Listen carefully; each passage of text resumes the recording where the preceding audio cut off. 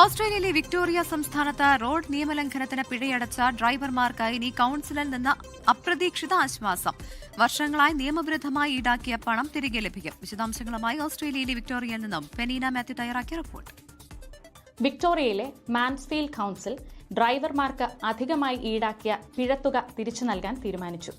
കഴിഞ്ഞ 17 വർഷത്തിനിടെ നിയമവിരുദ്ധമായി ചുമത്തിയ ലേറ്റ് ഫീസുകൾ, മറ്റ് ട്രാഫിക് നിയമലംഘനങ്ങൾ കൂടാതെ 2009 മുതൽ 19 വരെ ഈടാക്കിയ പാർക്കിംഗ് പിഴകളിലെ അധിക തുകയും ഇതിൽ ഉൾപ്പെടും.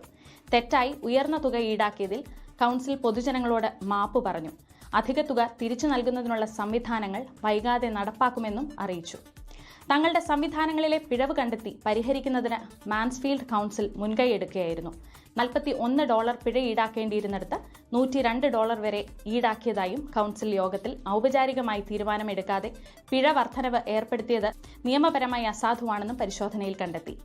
ഏകദേശം 765 പിഴകളിൽ നിന്നായി $34,588 അധികമായി ഈടാക്കിയതായാണ് കണക്കാക്കുന്നത്.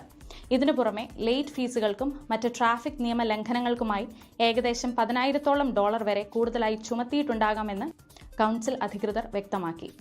തെറ്റ് പറ്റിയെന്ന് സമ്മതിക്കാനും പരിഹാര മാർഗങ്ങൾ കൈക്കൊള്ളാനും തങ്ങൾ ഭയക്കുന്നില്ലെന്നും അവർ കൂട്ടിച്ചേർത്തു.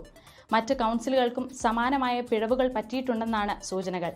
മെൽബണിലെ മെറിബെക്ക് സിറ്റി കൌൺസിൽ കഴിഞ്ഞ വർഷം ഏകദേശം 2,50,000 ഡ്രൈവർമാരിൽ നിന്നും സമാനമായി അധിക പിഴ ഈടാക്കിയിട്ടുണ്ടെന്നും തുക തിരികെ നൽകാനുള്ള നടപടികൾ ആരംഭിച്ചിട്ടുണ്ട് എന്നുമാണ് പുറത്തുവരുന്ന വിവരങ്ങൾ.